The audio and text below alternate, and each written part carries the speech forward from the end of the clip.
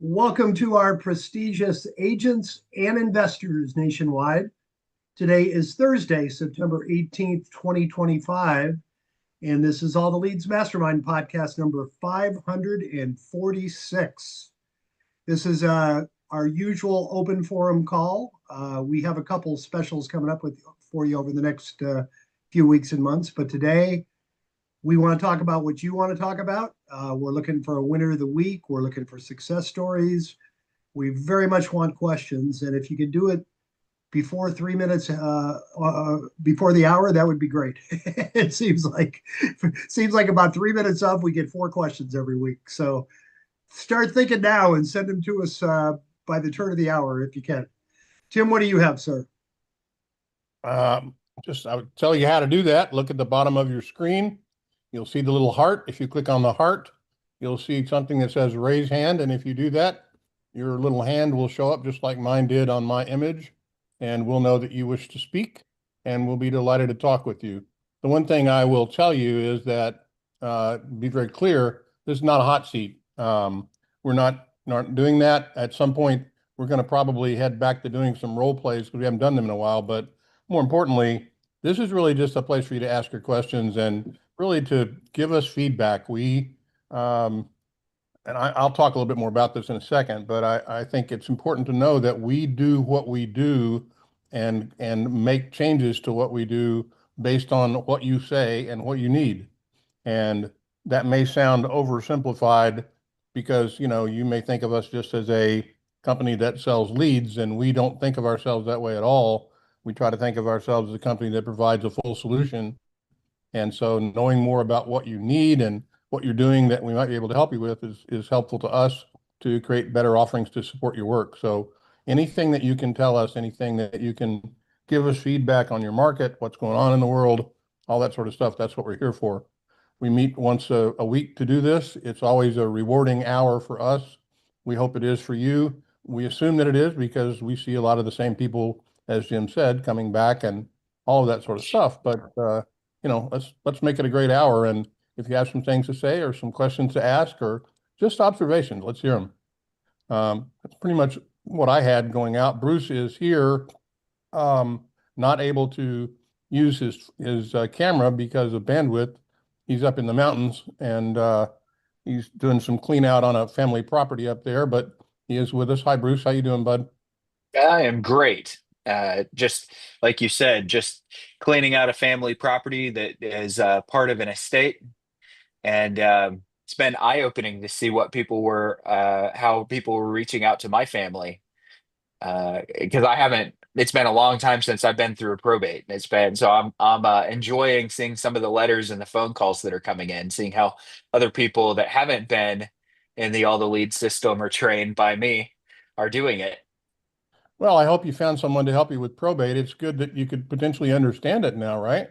Yeah, now I finally understand just a little bit more. Yeah. That's great, bud.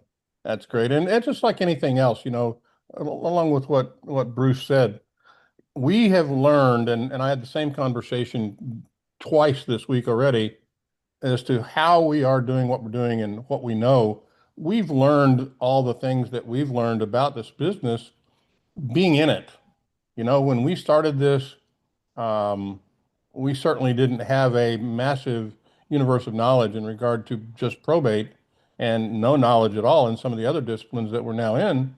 And we learned it by doing it.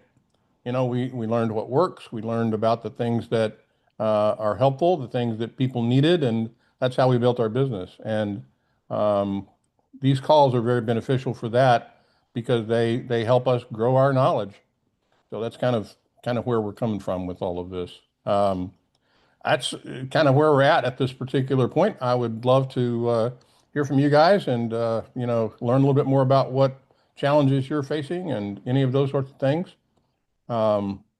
If not, I've got a couple of things I'll throw out there. But first of all, I'd like to hear from you. So raise your hand if you'd like to comment on anything.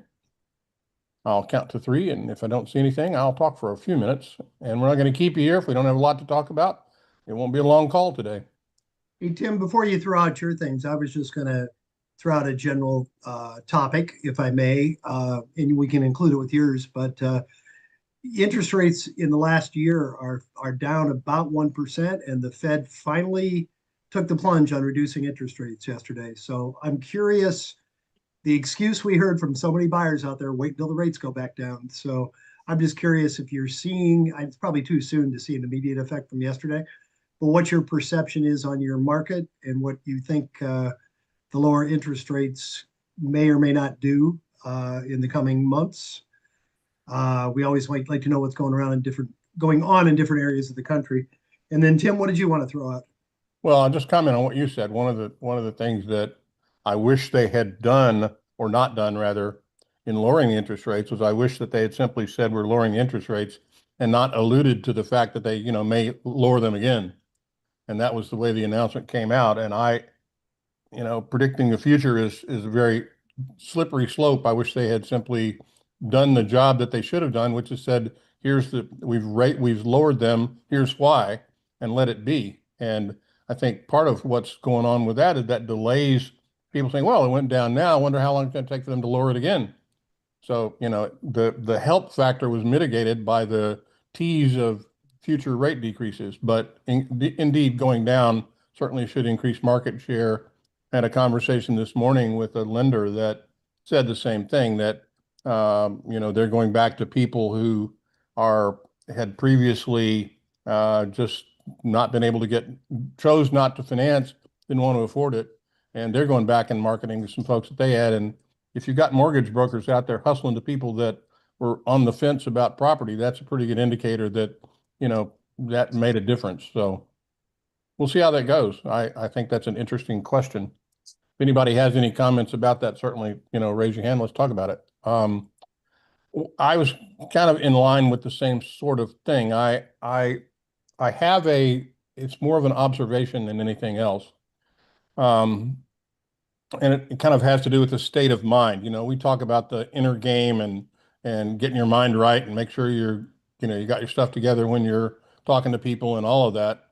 And I would submit to you something to think about, and that's this. I can't remember a time in my adult life where I have had, and I'll put this in quotes, so many things to worry about. We're at a very time of upheaval in our country, in the world. Tensions are high in lots of areas about lots of things, and that kind of discomfort, without question, has bearing on every aspect of the economy, in particular major purchases. And for 99.99% of the people in the world, the largest purchase they ever make is real estate. So I feel that interest rates are important, but I also think that kind of the general state of upheaval and unrest has a whole lot to do with what's going on right now. And having said that, I don't have an answer, but it's an observation, and that's this, that you've got to meet people where they live. And if you are talking to potential customers that you want to either, buy their property or in fact, work with them on their listing, I think you need to be mindful of the fact that whether it's something that comes out in the discussion or not, it should be something that's on your mind, is that anything that you can do to make them feel that this is a good time to be making the kinds of changes that, buying or selling has, that's an important thing to do. And I'm not saying it as well as I'd hoped it would come out of my mouth, but I think the reality is that the times that we're dealing with right now are definitely having a bearing on buyers and people who are moving forward. And I want to ask our coaches to kind of comment on that as well. And so I'm going to ask Bill and Steve to kind of be prepared if it's coming. I think it's important to realize that, put yourself in that situation. And if, you've got a family to feed and a company that is, struggling, that you're working for, and, everybody's having challenges and all that, that's a tough time. And unless you're forced to move, it becomes an elective. You got to find a way to make people feel comfortable about that. And having said that, I just kind of want to set the stage for a little more discussion with that. Bill, what do you have to say? You agree, disagree? Um, I think it just really depends on their circumstances, um, about where they're at, whether they're late, probate, divorce, friendly divorce, non-friendly divorce. The thing that I have really learned, and it's an axiom that keeps coming back for me, and it just did today, was to build the relationships, right? And that just be of help, be of service, send them a locksmith. I keep telling the story about I had this client, her husband died, didn't want to sell. She needed a locksmith. I sent her a locksmith. She needed a roofer, sent her a roofer, sent her a contractor, and she sold the house with me. She didn't even interview another agent. And then it's funny, today at 9 o'clock, I just called this particular lady. Her aunt, her previous aunt had died, but her mom was still alive, and she just died 4 days ago. And I had just called her, and she says, "That's funny. I was going to call you, Bill." And so I'm doing a CMA and a net sheet and a rent schedule so they can make the decision on whether to sell the house, and it's in San Francisco. It would be a great sale. But my point is I talked to those people for 3 or 4 years, right? And all I was of service. So I definitely think you have to see where they're at. And by talking to them and being relaxed and being authentic in the conversation, right? You more worry about serving them than selling the house. It's going to come back to do that. I have another gentleman who he's perfect for a wholesaler. And so I just to make sure I'm being of service to him before I'm going to get paid a commission for it, but I have a guy that I'll take it. I checked his title and he had an IRS lien that he had no idea about. So, I told him about it. I gave him a guy, it's called Fix Your Tax Problem. If anyone needs one, this guy's amazing. And he's just, I can't see him going anywhere else. So that's just my situation. I mean, he was really, really stressed, and we just offered him I offered him a solution, and now he's relaxed, and I'm sure Bob will get it solved in the next 30 or 45 days. Well, that's a great example of the making them comfortable, and everybody that we talked to, we haven't heard from him in a bit. I need to reach out to him after the call. Haven't heard from Roger in a while, but those of you who've been on this call for several years know that Roger Lisi's a buddy of ours down in Arkansas, and everything that man does is all about service. He's a deeply religious fella, and he spends a lot of time just literally trying to help people. And he doesn't have to work for business. It falls into his lap because of that, because people love him, trust him, and care about him. And I think that, too often we're so anxious to, we approach desperation when we're chasing money all the time. And sometimes you've got to slow down and make sure that your foundation is built correctly to get there. And that we refer to the pillar of your business, that's not a lightweight term. When we first coined that, and certainly I didn't invent the word pillar, but when we started talking about it as a pillar, you think about a strong column on which you build a foundation, and you've got to have those. You got to have those pieces. That's what's important.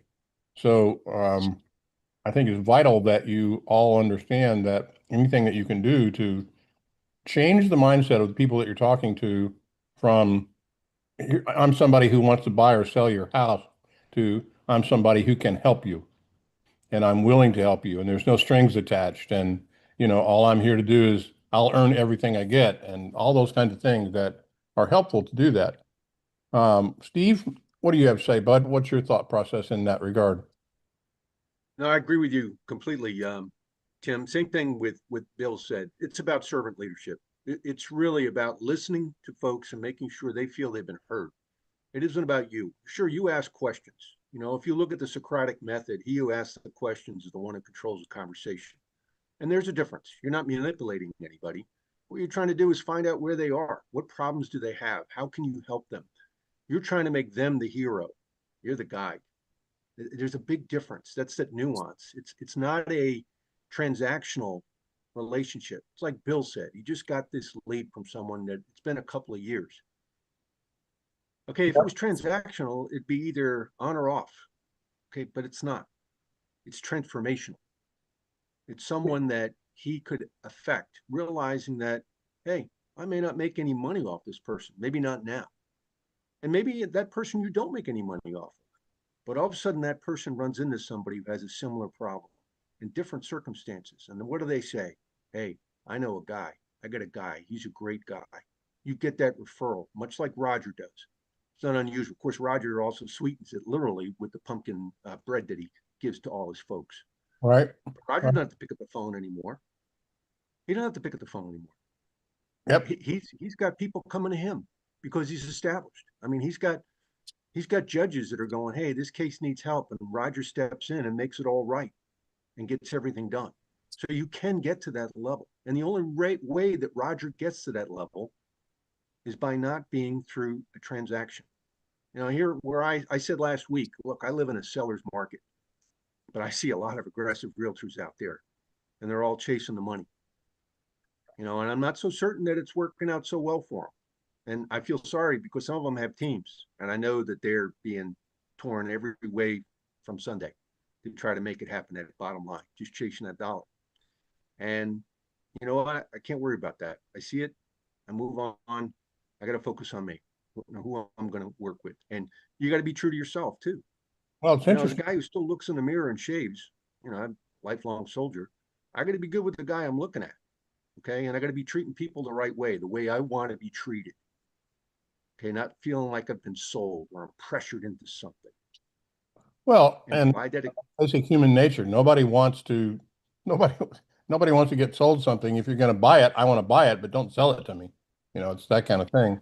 I think that your comment about the man in the mirror is vital to that. And I'll also comment that we've been approached lately from multiple different groups and teams that have asked us to talk to them about potentially providing some training directly to their team.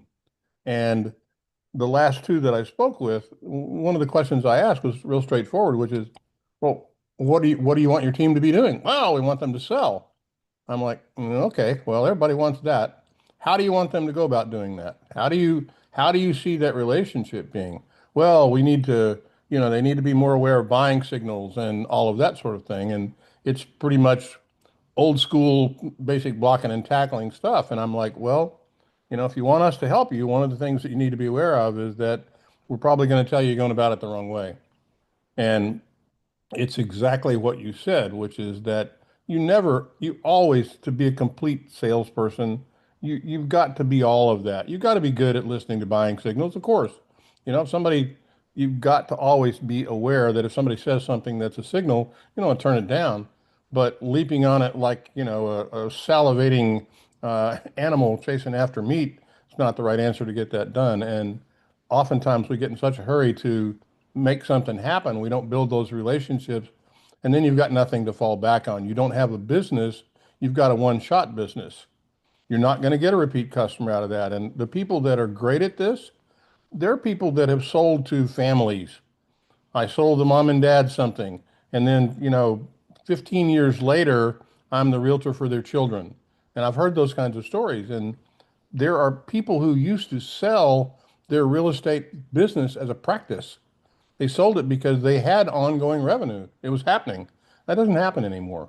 I mean, I'm not saying it never happens, but in general, unless there's a lot of property management involved, there's not really much of a business to sell for most realtors because they don't have a following. They don't have a lot of things going on there. And I think we all need to be mindful of the fact that we want to be that person.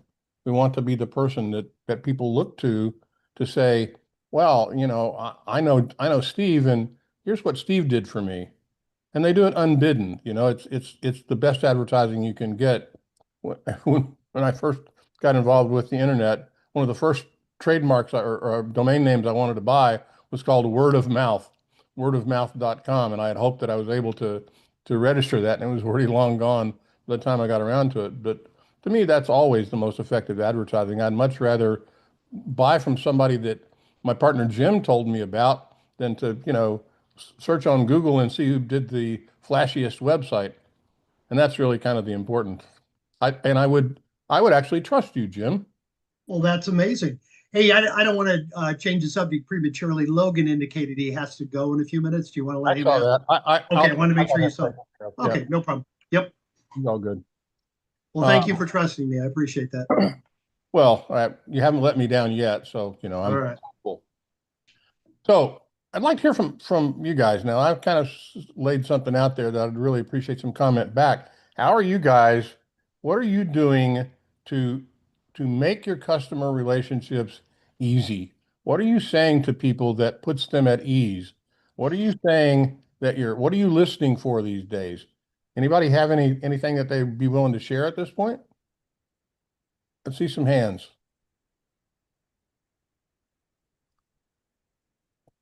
Tim, I'm going to jump in while we're looking for Yeah, some hands please. and share how so often, and I see Cheryl just put her hand up, so I'll keep it short.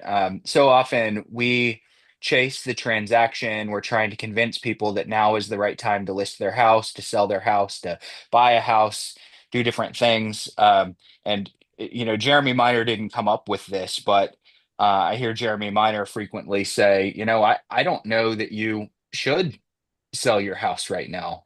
A lot of it depends on your situation. Instantly lowers that sales resistance that people are going to hammer you with instantly, because you're not the salesperson at that point. You're a consultant, you're a guide. From that point, it's just a matter of creating some awareness that they have, and um and whether there's a pain that is going to hurt more in the future than it does right now. If there's not a pain, who am I to convince you that you need to sell the house that you've inherited? Who am I to convince you? You don't have a pain point that's going to get worse as time goes on. Now, if you do have a pain point right now that is going to get worse as time goes on, I'm going to help you become aware of that because you probably haven't thought about it. So many of our leads don't do anything, not because there's not a pain point, but they don't they haven't paid any attention to it. So our job is to help them become aware of it by asking questions and figuring out if there is a problem that they're going to have to deal with. It's only going to get worse as time goes on. Um, I used to have some serious back problems. This morning, after waking up on my parents' bed, I think I have back problems again. But I used to have really bad back problems, and I'd only know when it got to the point of like significant, serious pain, debilitating pain. I would only know then. When I wasn't feeling in pain, I still had back problems. I just didn't know it because I didn't feel the pain. But if someone had maybe shown me an X-ray and shown me how my alignment was creating problems and going to create more problems, um, it I probably would have addressed it sooner than I did. So that's what we're doing with our relationships and our leads and people that are in our pipeline is we're disarming them first and then asking the questions to help them self-discover whether there's a pain point or not. And if there is, they should want to take care of it now. If they don't want to take care of it out now, at least I have rapport so that I can help when they take care of it later. Cool, man. And Cheryl, I'm going to get to you in just a second. I'm going to give you an interesting point of reference that you reminded me about, and it was about your bed and being at your pop's house. So I would say to you that realize that every person that you're talking to, they can have the almost identical circumstances financially, and they can view it completely differently. It's all relative. It's what's affecting their life that's out there. So if you've got a kind of a one size fits all and you say, well, it's a 2-3, it's in this neighborhood, got to be worth this amount of money, all that sort of stuff. And look at that. Roger just popped in. Roger, I'm going to talk to you in a minute, buddy. I saw you just got on the call. That's great. Um, uh, I I spent a period of my life overseas in the Philippines, and I was doing a little missionary work for the church that sponsored me to go over there. And I was in a home in a very extremely poor part of the Philippines. And I know that when I got there, the folks that took me in, and I stayed with families as I traveled, and the folks that took me in for this particular stay, I got the best board in the house. And literally that was what they slept on. They slept on boards. They didn't have mattresses. It was literally a board with a very nice handmade covering on it that they'd made. And they were very proud to offer that to me. And I did wake up with a sore back, but you can bet I never said a word about it because I know it was the best board in the house. And it's all relative. You know, we sleep in the lap of luxury, and you know, we exist in the world that we live in, and we've got to make sure that we are attuned to what's going on with our customers. You know, we need to learn more about them. The more we learn, the better off we're able to meet their needs and become the person that we want to be for them. And that's enough of my philosophizing. Cheryl, what's up? Hello. So Hey. this may sound tacky to you all, but your question was basically how do you build empathy and rapport with people? So what I have done is I've reached into my own experience. I'm a widow. I talk to a lot of widows on the phone, and I recently lost both my parents. So when I talk to someone who's clearing out their parents' estate, I can relate to that. So we kind of build a connection with that. So anyway, so I'm kind of using my own personal experience, and it seems to help me build a rapport with them.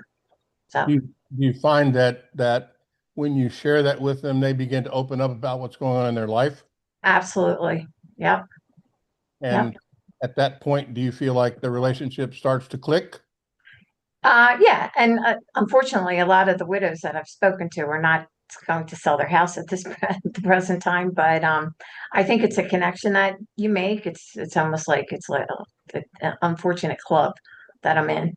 And so I think it helps. I've been there, I've done that, and I know what they're going through. So I kind of share it with them. Well, and certainly that's what will pay off in the future, you know? Yeah. That's the key. Now, do you have a specific follow-up that you do? Like you said, you know, you're not looking to sell right now. What's your follow-up with those people that aren't doing it right now? Do you have a system?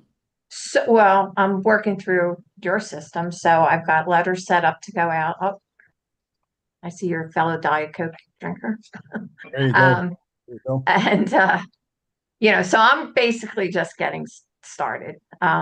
But I'm working on it, and again, that one is definitely an icebreaker. You know, it builds rapport. I know what you're going through, you know, with both scenarios, and it seems to help.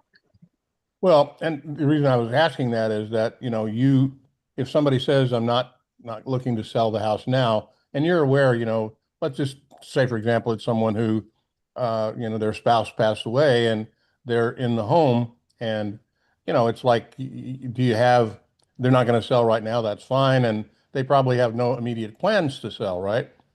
Right, correct. So they say at this point. Right. So if that's the case, one of the things that Bruce often does is Bruce asks if they would mind if he sent them information about the market and all that sort of stuff. And so one of the things I might suggest that you do is have a program in place that every X number of months, you make sure that you're reaching out to them directly, either via email or by mail in some way that you keep your face in front of them. Right. In front of them. Yeah. I'm working on it all. Tim, Yeah. that's semi-accurate. I find that offering to send them resources and guides on the probate and estate administration process gets a more favorable answer. So it's not information on the market because I'm a realtor. It's information on the probate process because this is going to help save you time and money through probate. Sure.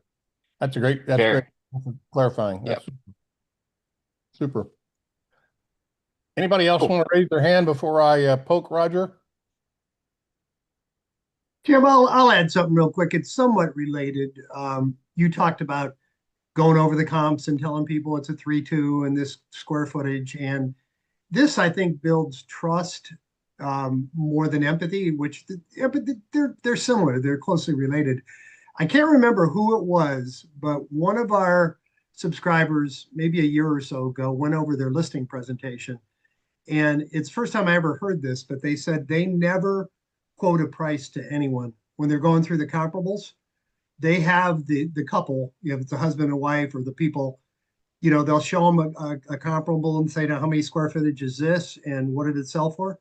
And then they get to the end and say, now, look at your house, how many square footage and what does it sell for? So based on everything that you've seen, what do you feel would be a good listing price for your house?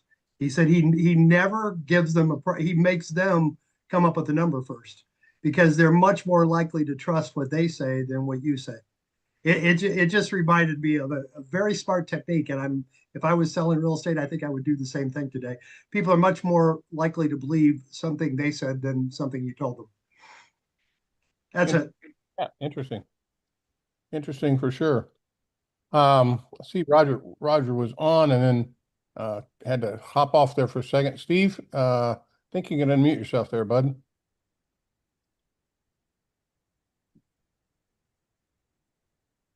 So I agree with that process, Jim. Like you said, you get them to determine what their price is going to be. The difference too is if you offer a price, now you're anchored to it.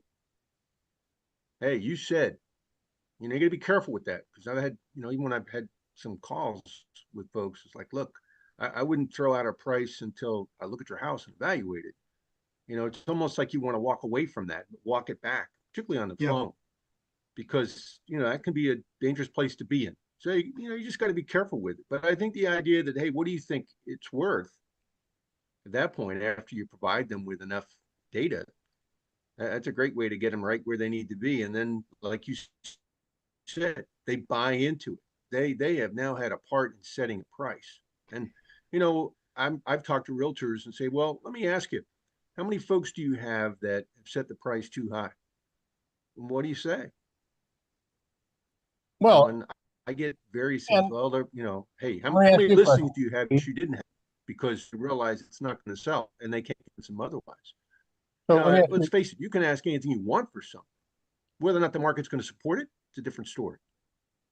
So let me ask you a question, Steve. So if you leave yourself unmuted there, bud, don't mute. Listen. So if you do that and they give you a price that they think, and what would your response be if their price is just ridiculous? If the price is ridiculous, like more than what Yeah, you in think other the words, house is worth, they want to get $1 million for a $200,000 house. sure. And I've run into that, and I often say, look, it is up to you as to what you think you are seeking to ask for your property. However, the market's a different thing. I'm not certain the market's going to support what you're asking for. And then I'd say, hey, out of curiosity, have you had the house appraised? Within the last 6 months? Because that's going to give you an idea, because let's face it, the bank is only going to loan someone what the house is going to be appraised at, unless you get into a bidding war, and we do have that here with a shortage of houses, where people are willing to pay more than what the house is actually worth. And I've looked at some folks and said, look, this needs to be your forever home for a while, because if you need to move, you may be coming to the closing table or selling, and you're pulling cash out of pocket to get out of the contract. And Steve, I remember him saying that he had many cases where he knew they were looking high. And by the time he got to asking that question, they had tempered it. They had already come down a bit. And occasionally he'd get one that they were right on the money or they were a little bit low. He had misjudged their motivation. I used to love a great line that we used to use on price reductions. Well, Mr. Smith, it's been 90 days. It looks like you're still the highest bidder for your home.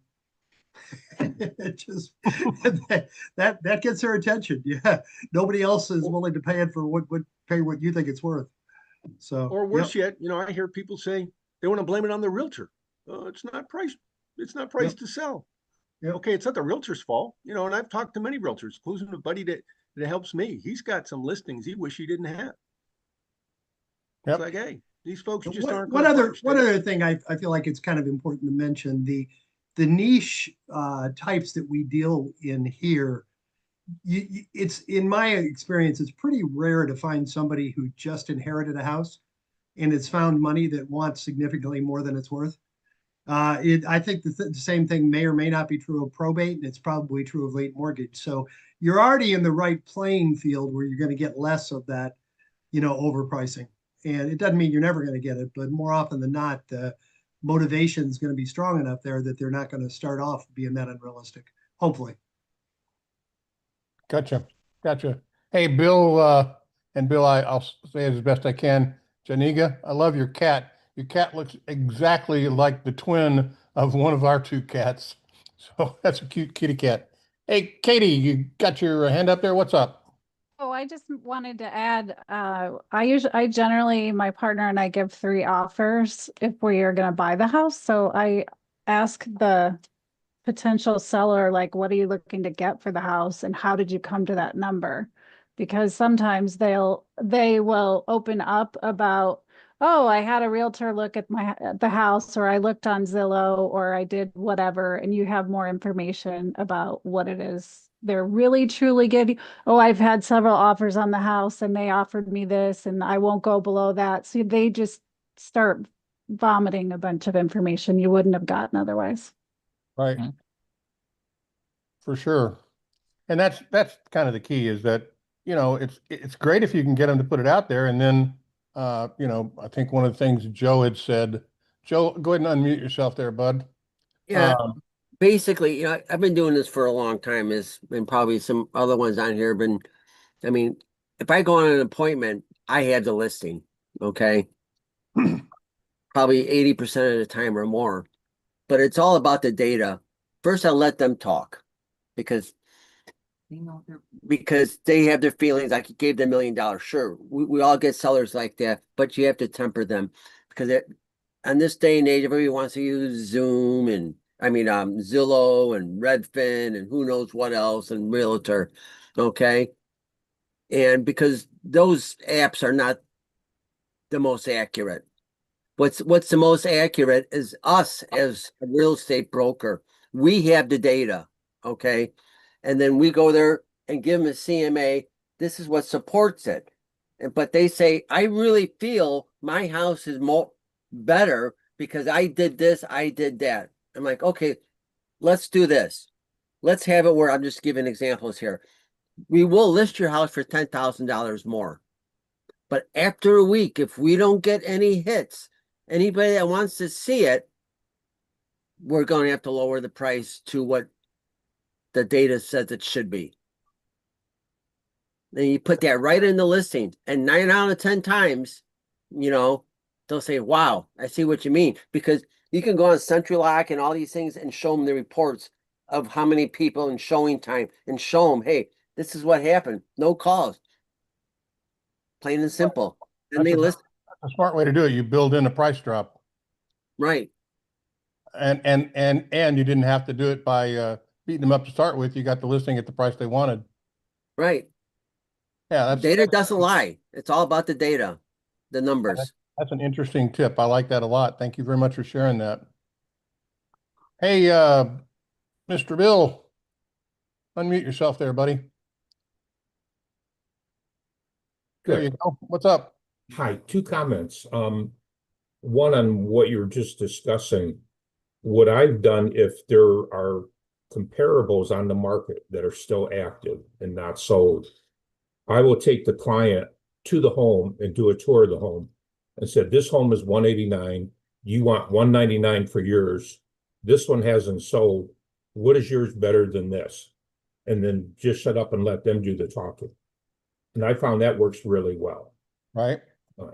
The other reason I was calling is if anybody has a checklist or any suggestions on what to do with a home that has to be hazmated.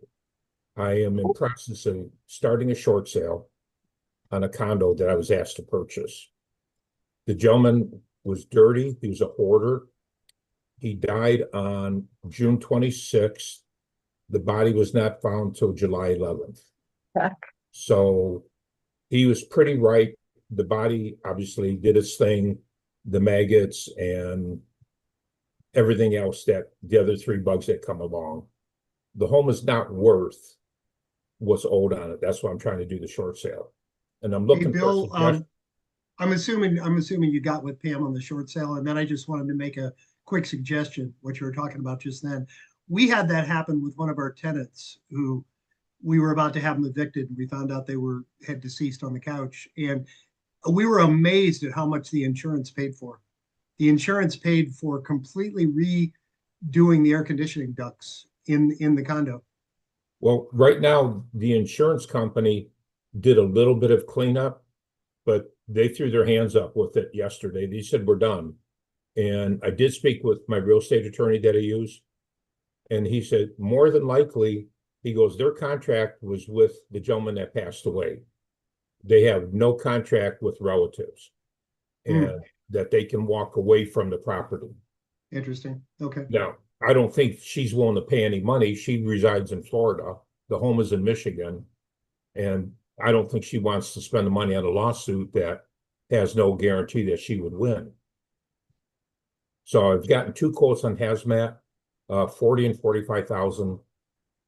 And one charge to do the concrete floor because it's a slab in a condo. That was 1,900 alone. So what are unit? Is it in a nice building? Oh yeah, it's a beautiful complex. What are other units in there going for? The lowest sold in the last 6 months or year was 220, and it was okay condition. And how long are they staying on market? I'm sorry? How long are units in that area staying on market? If they're priced right and they're in great or good condition, a week at most. So it's reasonable to assume that if you, whatever you're doing, you could probably turn it around pretty quick, right? Oh yeah, I would take it down to the walls. And the one concern I've got is I've dealt with mold issues before. And simple mold issues, I use concrolium a lot. That's my go-to product. And I talked to the one gentleman that does air quality tests. He goes, you got no idea what's behind the drywall. Even though it looks like it's sealed with the base moldings, what my thought was I would pull the base moldings and take it up 20 to 24 inches. That way I could take a 14-foot sheet of drywall, slice it in half and get 28 lineal feet out of it. And yeah, I've got a buddy in Atlanta who his business is literally doing the tear outside to get places ready to do exactly what you talked about. They follow weather, and they literally go in and rip out drywall to do exactly what you're talking about to do that. And I will reach out to him. I won't promise that he'll get back to you, but I'll reach out to him after the call and ask him to give you a call, and maybe he can suggest somebody in your market up there that might be helpful to you. Because I've talked to Service Master and talked to Serve Pro, and neither one was of much use. Is there a branch of Paul Davis Systems in your market up there? I'm having a hard time. Say it again. Paul Davis Systems? No. Paul Davis. That's another company that does some of that kind of work. Okay. Jimbo, you got your hand up there, and Joe, I'll get to you again in just a second. Jim? Actually, I wanted to comment on something that Joe said. It spurred some memories from my selling and coaching days, Joe. You said when you go on a listing appointment, you know you got it. For me, this was the one thing I changed about halfway through my career when I got into coaching. They used to make us strongly qualify our appointments. Well, I used to prospect and set a lot of appointments, and sorry about that, my phone's going off. And hope that when I got there, that I would get the listing. And just one simple question, I used to call right before, several hours before the listing or even the night before, and just say, hey, I'm, this Jim, just confirming our appointment tomorrow at 1. Yeah, we're expecting you. I used to ask one question. Hey, when I come over tomorrow at 1, are you planning on listing the home with me? it was, I was a little afraid to do that because there was a chance they would say no, but it was eye-opening because a lot of times they would say, oh no, we're not going to be ready for 6 months. Well, hey, I just saved myself a trip. And sometimes they would say, yeah, I wouldn't have you out unless I was planning a listing. Well, that saved me a lot of time on the listing presentation. And more often than not, 80% of the time, it would be, it depends what you have to say. But I suspect you might be doing something similar, Joe. And I wanted to ask you that, if you are getting every appointment you go on, you must be doing a good job qualifying them. Or if you're getting most of them. Is that true? Go ahead Go and ahead, unmute. Jeff. Well, Here you go. usually what I do is sometimes if I don't get the listing, what I do is I'll reach out to an investor or something like that, depending on what their motivation is. So I always like to try and give them different avenues. Okay. And before I go on the listing appointment, I always want to find out what their motivation is, because the motivation is what sells. Like to your point, Jim, if they say, well, I'm not really in a hurry, I'm just kicking tires, I'm not going to go on that darn appointment. But if they're motivated, even somewhat of motivation, I'm going and I'm going to get that listing appointment. Okay. It's all about what their motivation is. And what I wanted to talk about Bill real quick. I've run across houses like that, Bill. And what I usually did was, because you can't sell that house through the MLS. It's not going to work. You have to reach out to an investor. And you mentioned that it needs to be a short sale. And that's why I asked you what state you're in. You got to find a good attorney and reach out to that mortgage company too, and just say, hey, this house is a POS. Okay. It's not going to sell conventional things, and they'll work with you. And even on a short sale, are you a real estate agent, Bill? Okay. Yeah. So even as a real estate agent doing a short sale, you'll still get a commission on it. Okay. And it's just, the bank's got to swallow it. Now, it wasn't one of those reverse mortgages, was it? Was it a reverse mortgage? No. Okay, good. That's to your advantage then. Hey, So, Joe, he's working with my wife, Pam. She's done about 2,000 short sales. oh, she's okay. I didn't know that, Jim. I'm Yeah, no, sorry. that's okay. I appreciate you reach out, but she's handling the whole thing for him, hopefully. Okay. Yeah. All right. But good advice though, for sure. And it's accurate.